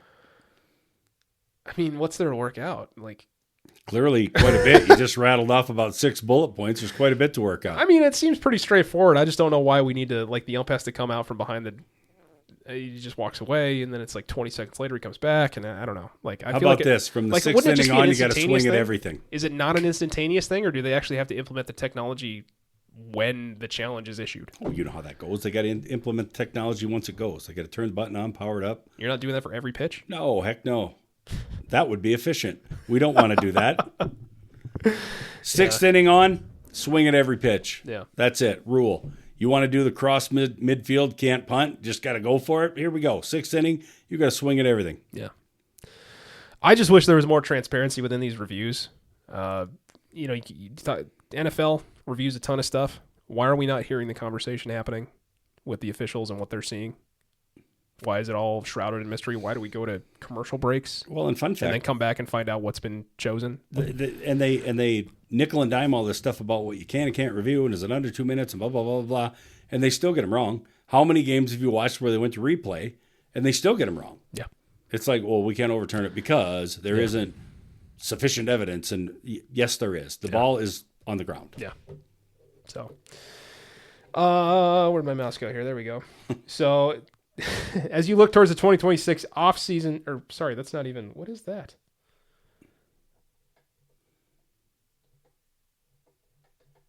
Oh, it just reposted the thing again. I thought it was going to give me some stuff for Soto and Judge, but it'll be interesting to see how this stuff plays out because there are some players that are already benefiting from this. For a guy like Judge, who's super tall and kind of tends to get a little bit more of a variant in strike zones. Yeah. We'll see how he's able to utilize this. And the guy that leads the league in strikeouts. Yeah, but he's swinging hard, though, man. Yeah, you bet. That's it. The other thing that's going on in baseball right now is it's really funny because you're hearing stories about owners getting nervous about the lockout that's potentially going to happen next year. Yeah. Mostly due to their own idiocy. Yes. But you've got guys, or owners, I should say, whether they're men or women, it doesn't matter. But you've got owners that are stockpiling like these rainy day funds in this like war chest. They're each putting away $75 million just in case there is a stoppage to baseball next year. But it's funny what they're willing to put away in a war chest, but not pay their players. Right. So we've talked a little bit about this before. I give a lot of crap to the Dodgers because I'm like, oh, they're just buying whoever they want. But this goes both ways. Like, you've got teams that are willing to spend anything and everything and void years and do all this stuff where they're paying guys out until 2050 to make sure that they can win a World Series tomorrow. But then you've got other teams that are worth multiple $1 billion that aren't spending any money. We can't compete. We don't have the money. We don't have the funds. Right. Yeah, your war chest does. Exactly. So Yeah. now you are basically verbalizing what the Cleveland Guardians owner has said. We can't compete. We can't spend the money that we need to in order to compete, so something needs to be restructured. Meanwhile, this man that is worth $4.6 billion is putting away $75 million in a rainy day fund war chest in case there's no baseball next year. Yeah. Interesting. Yep. So you got $75 million just to throw in a chest and hope that you don't have to use it. Who doesn't? You know? Who doesn't, Ryan? But you also don't have enough money to pay certain players to get there to Cleveland to play baseball in order to make your team better. Right. So this is the overarching problem overall. A lot of times the Pirates get thrown into this bin being the worst offender of all because their owner is worth billions of dollars and yet he only spends, I don't know, maybe 0.2% of whatever the hell the Dodgers are spending on his roster consistently. The Royals aren't far behind that. There is a ton of bad ownership in baseball, and I think that is more along the lines of what the problem is, where you've got guys like the guy that owns the Angels saying literally this last week that he does not believe winning is a top 5 priority for fans. That was a quote that came out of his mouth. He doesn't believe that winning is a priority for fans. I don't think he pulled the fans on that. Can you believe that? Yeah, I can. I don't understand where these guys, where their head is at. They don't live in reality. None of it. But there's a ton of bad ownership from whether it's Colorado, whether it's the Pirates or the Angels or whoever. I mean, they're just consistently at the bottom of this shit show. And they all want to bitch and moan and cry about the fact that they can't compete, but they're doing nothing to. They're just completely doing nothing to compete. They're completely fine with being a older version of the opera, or I shouldn't say older version, or the modern day opera is what I should say. People go there, they spend their money, they're there for the experience, but they don't get anything out of it. Yep. Right? Other than the fact that they were there, they got to spend some time with their family outside, and the results were what they were. And maybe he's right. Maybe for the Angels of Angels or whatever it is, because they're Los Angeles, I think, is the Angels. I think that's what Los Angeles means in Spanish. So they're the Los Angeles Angels, Angels of Anaheim or something like that, which is great. Already a brilliant name right there. You can tell that they put a lot of thought into that, and there's a lot of smart people running that organization. Yes. It's not just a symbol. It's the artist formerly known as Prince. But, I mean, maybe they are right. I don't know. Maybe they're just going there to have a good time. Yeah, Sit right. outside. It's all about the Be experience. a part of the atmosphere, the experience, have a hot dog, pound a couple beers. Yep, be a part of the 576 fans that chose to take in the game that day. But if that's the case, why did you spend more money on your roster within the last, I don't know, like they were at one point they were paying, they had that ungodly contract for Albert Pujols and Mike Trout and like all these guys and Anthony Rendon, who's been the worst contract outside of Chris Bryant in maybe Major League history. Well, they found some money laying around. That's all. Found some money laying around. This must have spilled out of the chest. Yeah, okay. But let me go find the quote real quick. I've got it. I understand we're a sports podcast. Yeah. But I'm telling you what. You talk about NBA or MLB, it just drains the energy right out of me. I could tell because you're just like... I just sunk in my chair. It's like, really? But why? Can you expand upon that? Why does it do that? I like the because NBA, of the stuff that you're reading off. The NBA I totally get, but like the baseball stuff, like because of the conversations that we have about the Yankees years ago buying the championship. Now it's the Dodgers buying the championship. There's no set limit. You got small market teams, you got large market teams, you got teams that are too wealthy, you got teams that can't compete. You got all this stuff. Like it seems to be, and I understand the Cleveland Browns are kind of that in the NFL. They're just always the Cleveland Browns. They're going to find a way to be the Cleveland Browns. But the Cleveland Browns, you can at least tell that they want to be. They're trying They want to get compete. better. These aren't. When That's what I'm saying. Yeah, That's what makes me sink over here in my chair. And it's like, Ryan, you know what? I'm just gonna go ahead and throw my headset up. I'm gonna walk out. I'm gonna go play with the dog for a little bit. I'm gonna see what the weather looks like outside, and then I'm gonna come back and hopefully you're done talking about this shit. But Monroe, who is the owner of the Angels, this is what he said. The number one thing fans want is affordability, and they want safety, and they want a good experience when they come to the ballpark. Believe it or not, winning is not in their top 5. I believe that's utter horseshit. Then that must be the only sport in any athletic sporting event where winning is not among the top 5. For fans, it's everything, man. Because take a look at college football and give me a team that is 3-6 going in to play their 10th game. And you tell me what those stands look like. I guess. They're not there for the experience. Yeah. They're not there for the affordability. They're not there for whatever. They want to see winning. What NFL stands. What happens when you're the Jacksonville Jaguars? You set a record in number of blackout games because you can't finish above 500 for X number of consecutive years. It does freaking matter. Yeah. It's not about the experience and all that. Why is Major League Baseball any different? Because it's warmer weather? Because it's what? I don't know. Why is it any different? He claims all of this information comes from a survey that the team had done. But as far as his own goals, Monroe said, for me, I've always wanted to win. It's just what's the cost of winning right now? Well, it's the cost of writing a damn check and maybe moving on from Mike Trout as well and getting some assets for that and putting together a team that can compete. You live in freaking Los Angeles, for Christ's sake. Can you not figure it out? Now, I understand that there's a lot of scuttlebutt about the fans in Los Angeles and how they're fair weathered and how they always show up late because the weather's nice and they're off doing other things and everything else that comes along with being in LA, right? And so maybe there is a point to that. You're surveying people that have an attention span of a goldfish that live in California and are off doing other things. But any diehard baseball fan, no matter what team you root for, what conversations are we having preseason, during the season, and postseason, Kelly?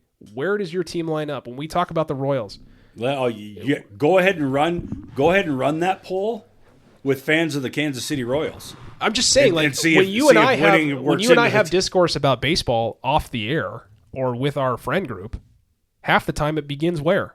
Where are you guys at in the standings? What's going on? Are they any good? Correct. Do you think the Cubs can continue their success into this season? What do you think is going to happen with the Rockies? Why are all of this other stuff? It's all based around success. It's not based around. It'd be really nice is just having a beer at Coors Field today. And maybe that's 2% of the conversation, but it never starts there. It always starts off with what's the team's success, where are they going, and do you think they can get better, or do you think they can continue the success that they have? It's a tough word. Success. Yep. I want that I want that poll to go out in Kansas City. I want it to go out to any place. I do. I want it to go out in Kansas City. I do. Because Royal fans, I'm telling you, the first minute that the Royals take that 10-game skid and lose about 10 straight, which also would be a 10-game skid, right? Yeah. When that happens, the sky is falling, man. This is the worst team ever. They're never going to get it right. The owner needs to be fired. The manager needs to be fired. Everybody needs to be fired. They need to trade the whole team, bring up a farm system, blah, blah, blah, blah. Yeah. Winning freaking matters. So the comments on this post are, I'm an Angels fan. Do you understand how happy it makes me when this team wins a single game? Bro might need to learn how to stop talking. It's a good thing at least one of their players wanted to win. Who's this guy been talking to? Winning is everything. It's the number one priority. Winning is number one. I'm an Angels fan. I would like to win, says this guy. Is he on drugs? Sell the team. I think he only gave the poll to the players. This guy, as a Mets fan, sell the team and let a real owner run the team. But I think it's an epidemic throughout all of MLB, and there needs to be some sort of petition clause within all of these owners. This should be a privilege to be able to own a professional sports team. And if you can't do it correctly, your fans should be able to band together and say, you're out. If we can get 5 million signatures, you are forced by law to sell the team. Sure. And make it some crazy number. Make it 10 million signatures. I don't know. But make us work for it to get your bum ass out of that chair and get somebody else in there that cares. Agreed. Now, do you want to ask me again why I sunk in the chair when you talk about MLB? That's why. The ridiculous shit like that. You wouldn't hear that from any other major professional sports organization. Yeah. And the reason we're so pissed off with the Dodgers and teams like the Padres and the Mets and the Yankees and stuff like that, because they have ownership that are willing to sacrifice whatever they need to do to win. And we're looking at our piece of shit organization going, come on, poking it with a stick, do something. I know you've got money. Correct. You're sitting on $4.6 billion worth of it, and you're not willing to pay 70 of it to a player, but you'll put it in a rainy day fund just in case. I just had a visual of poking a stick. Yeah, like move, do something. You'll sign these terrible contracts and whatever, and I feel bad for, looking at the Rockies situation with Chris Bryant. Like, they paid that guy a ton of money to play no games. And when they signed him, I don't think they realized exactly what they were getting into with this back injury, and the guy just needs to hang it up and retire. Yeah. It's unfortunate because his stint with the Cubs and how he started his career and everything was one of those that was on pace to be maybe one of the best careers of all time, and then injuries happen and whatever. But it's like, man, can you just get it right for once in your life? Do something? I bet even in Colorado, winning would be among the top 5. Yeah. I'm going to go with. Yeah.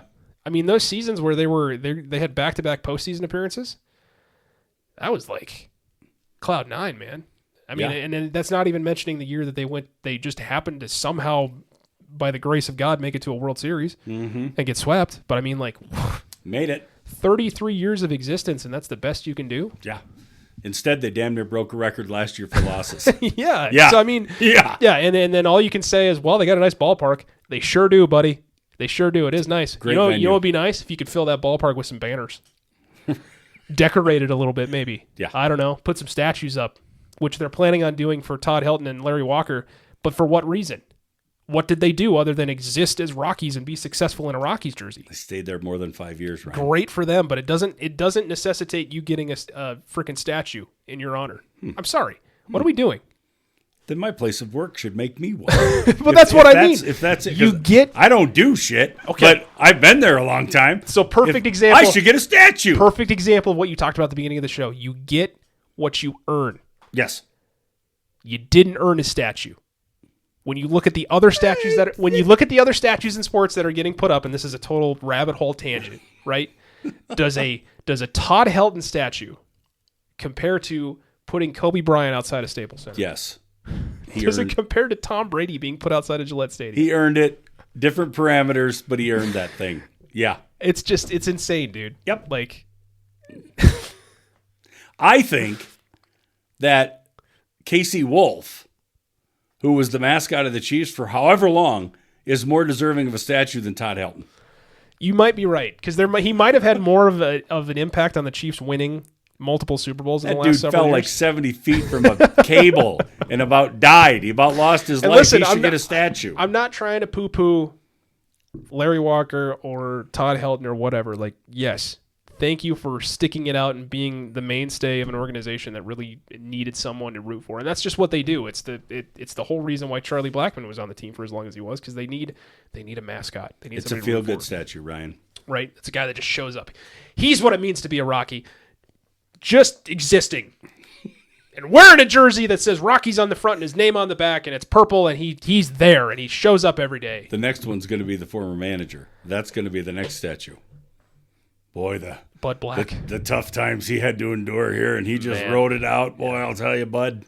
Remember that time he broke that 14-game losing streak and we fired him? Statue. But, I mean, what is your standard of excellence? What is your standard of success? What are you doing? And I think a lot of these teams, especially in the MLB, are not – I mean, they're sitting just a little bit above where teams like the Rockies are or the Pirates or whoever else, like where they're just like, okay, like we'll spend a little bit to be relevant. Hopefully we kind of like luck into a season like, you know, the Royals. The Royals had one year, or that Diamondback team that almost won a World Series. Yeah. Or the Texas team that won a World Series a few years ago. Like, they win a World Series, and now where are they? That team is completely gone, totally disbanded, nothing, right? Out before the All-Star break. So, I mean, it's just Seattle last year. Is that going to be a team that's going to be able to compete again? No. Fun to watch, though. Yeah. I mean, and great for Seattle sports fans over the last 2 years, right? Yep. Like, wow, man, how spoiled are you? But will they spend the money? Will they be able to do it? I don't know. But it's a frustrating set of circumstances where you can't, at least as a Packer fan, I know that we're going to be competitive next year. Yeah. that there's probably a 75% chance, barring anything crazy or injuries or whatever, that we'll make the playoffs and we'll have an opportunity. But as a Diamondbacks fan, Don't point at me. I'm not one. No, I'm just saying, as a Diamondbacks fan, the year you go to the World Series, did you have any hope that was going to turn around and have the same success the following year? Didn't care. There's probably 3 to 4 teams in the whole MLB that can say, we were successful last year, we'll be successful this year. Yeah, live in the present. This is where we're at. We're making a run right now. Blue Jays. Are the Blue Jays going to be as successful this year as they were last year? No. Remains to be seen, but it's just like this longevity of how you can keep some of these teams together and other ones that can't, based on, I don't know. And baseball is just kind of a finicky sport as it is anyway. Like back in the day, the freaking Atlanta Braves. Yeah. This is what we did this year. Are we going to do this next year? Yeah. We're going to do it again. We're going to do it better. And better the next year. And better the next year. Yeah. Yeah. It's crazy that team didn't win more World Series titles, though. Crazy. If not for the Yankees. And that freaking pitching, oh man. Yeah. That pitching rotation for the longest time. That should have been a team that they should make a movie about that. They should have had 3-4 World Series rings. Oh, my and Lanta. the fact that they came away with, one? But, yes. But then you look at the other side of it, the dominance that the Yankees had throughout the 90s and early 2000s. It's insane. Yeah. So, but I mean, we're still talking about the same teams, though. It's all the same teams over the course of my entire existence. We don't talk about, man, can you believe that the Miami Marlins had that dynasty in the wherevers? What a run. Not really. I mean, it's just like we don't talk about any of that. Are they the one that have the stupid walkway over the top that the ball frequently hits and just drops dead? I don't know. Right in center field? They're like the one Tropicana Field or something like that? Who was that? Is that Tampa Bay? Tropicana Field, I believe, was the Houston Astros. Well, whatever. Yeah. One of them's got a walkway that goes through the middle of the outfield, and like the ball will just randomly hit the damn I think thing. it's the Astros. I don't know. No, they don't have a walkway. I've been in that stadium. They've got like a train or something that goes. It goes around the outside. Yeah, around the outside. Around the outside. Or around the outside. Yeah. No, one goes right through the outfield, man. It's in Florida. I know it is. I know this. Okay. All right, I believe you. Chill. I've watched balls hit it. Chill, dude. Shot, dude. Chill. Shot, dude. Yeah. Hey, let's do some Quizzard. All right, let's do it. I'm done. I need to rise back up in this chair. I have sunk so much just from sunken. Yes. This, Ryan, is the Quizzard of Oz, and here's where we are at today. I've heard it's tough. This is a trivia, multiple choice trivia, and this involves only NFL. What's going on Give here? me that board. Oh. Get out of your slumpage. Oh, Lord. Be a professional. I feel like my lower lumbar just shattered.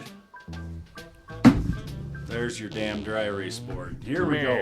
This here is a multiple choice trivia, Ryan. This is the Quizzard of Oz. And this is NFL quarterbacks current.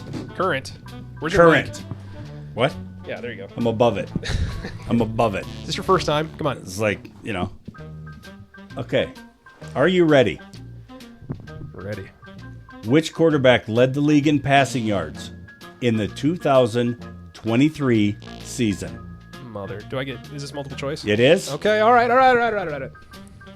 Dick Dak Prescott, Tua Tagovailoa, Jared Goff, Brock Purdy. Passing yards. Passing yards 2023. Prescott, Tua, Goff, Purdy. I'm going to say I was advocating for him for MVP, I believe, that year. I'm going to say it was Dak Prescott. Tua. Really? One wrong. Which quarterback became the youngest player in NFL history to win 2 MVP awards? Jackson, Mahomes, Allen, Burrow.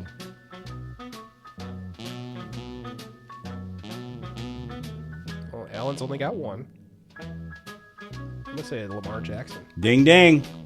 You are correct. Because Burrow doesn't have one, and I think Mahomes only has one. Correct. Yeah.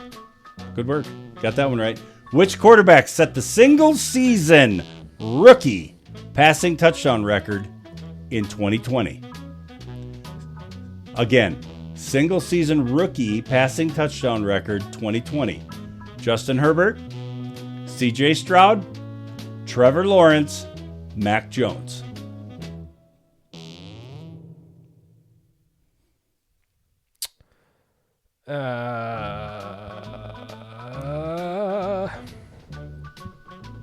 I know the answer to this. I know you do. You're looking at Because it. I have it highlighted. I'm stuck between two. Go ahead, throw one out there. CJ. Was it Herbert? It is Herbert. Yeah. See? That, my gut said that. My brain said Go with the gut. Go with the gut. Never the brain. Which quarterback led the league in passer rating in 2022 season? Jalen Hurts, Tua, Geno Smith, Patrick Mahomes. 2022 league passer rating. Geno. I don't know. Tua. Wow. He's about to get cut. Yeah, and he's been the answer for 2 of these already. Yeah. Okay, fun fact. Which quarterback threw for over 4,800 yards in the 2022 season despite his team missing the playoffs, Ryan? Justin Herbert, Kirk Cousins, Josh Allen, Tom Brady.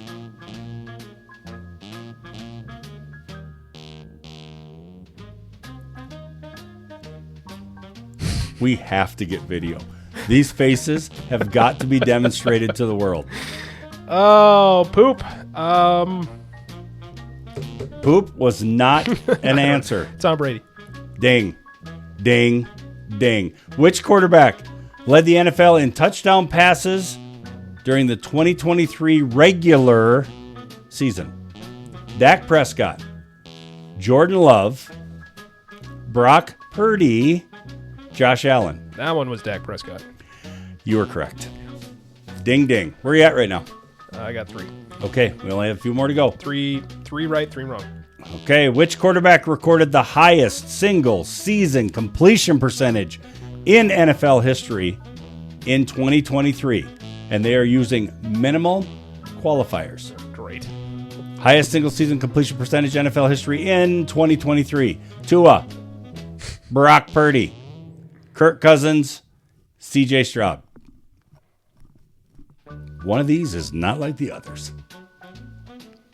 Why? Because he set the highest single season completion percentage in the NFL. You said Tua, Purdy, Brock Purdy, Cousins. and Stroud. Purdy. Ding, ding. Which quarterback rushed? This is dumb. Which quarterback rushed for over 1,000 yards in the 2022 season? Josh Allen, Jalen Hurts, Lamar Jackson, Justin Fields. 1,000 yards? 1,000 yards, 2022. 22? Lamar. Justin Fields. Did he really? True story. I knew that one was going to trip you up because, one of those quarterbacks really likes to run a lot. All right, which quarterback threw for over 4,000 yards as a rookie in 2023? Now, that kind of helps.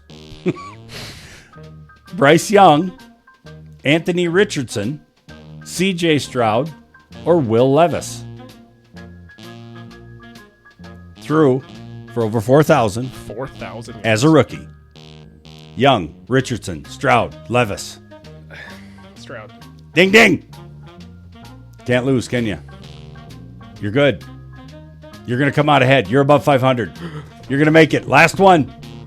Which quarterback has the highest career passer rating among active players? Patrick Mahomes. Oh, it's Lamar Jackson. Aaron Rodgers. Dak Prescott. Kirk Cousins. What? Which quarterback has the highest career passer rating among active players? Minimum qualifiers. Patrick Mahomes, Aaron Rodgers, Dak Prescott, Kirk Cousins. Well, that doesn't make any sense because, and I know that wherever you get this probably isn't taken into account, but I thought, from my knowledge, career passer rating is always jockeyed between Rodgers and Lamar for the longest time. Mm-hmm. I would say it's Aaron Rodgers. Patrick Mahomes. I don't think that's true. It's true because my sheet says it. I don't think that's true. It's true because my sheet. Look it up then. Especially not after this year. Highest career passer rating among active players. I don't know what this minimum qualifiers crap is. Is that like one season? What the hell does that mean? Which quarterback has the highest career passer rating among active players? We are going to look this up. He's fact-checking me. Fact-checking me.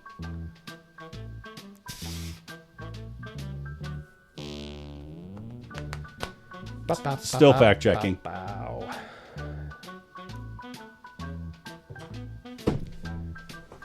Well, that says Lamar Jackson and Aaron Rodgers. And then who? Joe Burrow. And then who? And Patrick Mahomes. Okay. Yep. I'm giving myself the correct answer on that because whatever you have there is not right. I don't fact check them. I told you this. That's why you never know if it's right or wrong. It could be. The only reason I know that is because... Look at this stack I got over here. You should probably throw that away at some point. The only reason I know that is because for the longest time I was, you'd always talk about stats, be like, well, who's got the best all-time passer rating ever? It's Aaron Rodgers. Hang your hat on that. He's a Packer, whatever. And then Lamar came out of nowhere. And right now they're currently tied at 102.2. But, I mean, obviously Aaron's played a lot longer, so a little bit more impressive. But you have 102.2 for Lamar and Aaron. You've got 101.1 for Joe Burrow and Patrick Mahomes at 100.8. Who has the highest career passer rating for any quarterback, minimum qualifiers, not white, and won a Super Bowl? Wow. There's the correct answer. Really had to kind of stretch that one out a little bit. Minimum qualifiers, yeah. I set the parameters. Oh, man. Who's like way down here? Is there anybody active that's like super far down on this list? Don't do that to me. Look at the names you're getting into. Blaine Gabbert, Randall Cunningham, Case Keenum, Steve McNair, Trevor Lawrence, Jameis Winston tied for 53rd. Foles, isn't he still playing somewhere? Sam Darnold at 50. He's still playing. Yeah, if they're bold lettering, then they're still playing. Baker Mayfield at 29, Matthew Stafford at 26, Tua at 17, Jordan Love, Jared Goff, and Kirk Cousins all tied at 12. Jimmy Garoppolo at number 9. Garoppolo, that's the name I was looking for last week. Deshaun Watson, the 6th among all-time passer ratings. Well, right. He hasn't played in X number of years. Where's my favorite player in the NFL right Warren now? Moon? No. Dan Fouts. Where is he? I mean, we probably got to scroll for a while to find this guy. How about Bill Munson? He might not even be in the top 200. What are you talking about? Will you please freaking tell me? Caleb Williams. Oh. I was curious. He doesn't meet the minimum qualifier. What's the minimum? But he meets the not white. I think. Depending on what you're... Itchy ass. Off in the weeds. What do we got here? Where is it at? That's not him. That's an old guy. It's Caleb's agent. Does he not qualify? Do we not? You have to have more than... He must not meet the minimum qualifiers. You got to play more than 3 years? Yeah, probably. I don't understand this. Where's it at? Where's the rating? Rating 87, career of 89. 2 years, 89. 89. He's not ranking well. So where would that put him? 102, 89. He's going to be up there about 41st. Put him right here. 37. Colin Kaepernick. Smashed in between Colin Kaepernick and Carson Wentz. Now, there's two quarterbacks who aren't alike. Oh, beautiful. One kneels and one stands.